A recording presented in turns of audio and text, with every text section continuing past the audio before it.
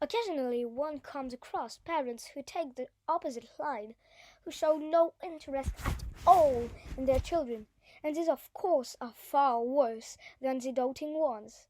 Mr. and Mrs. Wormwood were two such parents. They had a son called Michael and a daughter called Matilda, and the parents looked upon Matilda in particular as nothing more than a scab.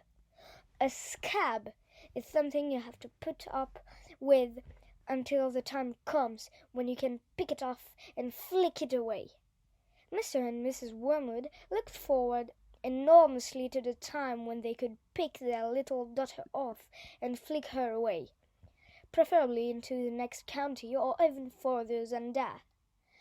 It is bad enough that when parents treat ordinary children as though they were scabs and bunions, but it becomes somehow a lot worse when the child in question is extraordinary, and by that I mean sensitive and brilliant. Matilda was both of these things, but above all she was brilliant. Her mind was so nimble and she was so quick to learn that her ability should have been obvious even to the most half-witted of parents. But Mr. and Mrs. Wormwood were both so gormless and so wrapped up in their own silly little lives that they failed to notice anything unusual about their daughter. To tell the truth, I doubt they would have noticed had she crawled into the house with a broken leg. Matilda's brother, Michael, was a perfectly normal boy, but his sister, as I said, was something to make your eyes pop. By the age of 1.5, her speech was perfect, and she knew as many words as most grown-ups. The parents, instead of applauding her, called her a noisy chatterbox and told her sharply that small girls should be seen and not heard. By the time she was 3, Matilda had taught herself to read by studying newspapers and magazines that lay around the house. At the age of 4, she could read fast and well, and she naturally began hankering after books. The only book in the whole of this enlightened household was something called Easy Cooking, belonging to her mother, and she had read this from cover to cover, and had learnt all the recipes by heart. She decided she wanted something more interesting.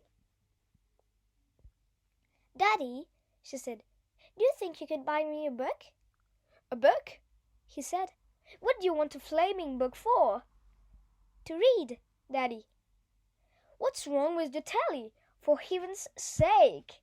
We've got a lovely telly with a 12-inch screen, and now you come asking for a book. You're getting spoiled, my girl." Nearly every weekday afternoon, Matilda was left alone in the house.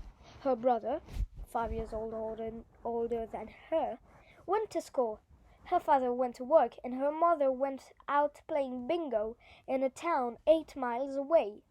Mrs. Wormwood has hooked on bingo and played it five afternoons a week.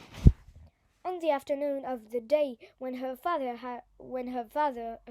had refused to buy her book, Matilda set out all by herself to walk to the public library in the village. When she arrived, she introduced herself to the librarian, Mrs. Phelps. She asked if she might sit a while and read a book. Mrs. Phelps, slightly taken aback at the arrival of such a tiny girl, unaccompanied by a parent, nevertheless told her she was very welcome. Where are the children's book, please?" Matilda asked. "They're over there on those lower shelves," Mrs. Phelps told her. Would you like me to help you a nice one with lots of pictures in it? No, thank you, Matilda said. I'm sure I can manage. From then on, every afternoon, as soon as her mother had left for the bingo, Matilda would toddle down to the library. The work took only 10 minutes, and this allowed her 2 glorious hours, sitting quietly by herself in a cozy corner, devouring one book after another. When she had read every single children's book in the place, she started wandering round in search of something else.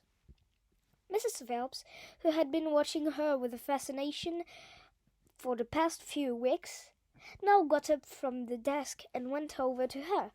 "Can I help you, Matilda?" she asked. "I'm wondering what to read next," Matilda said.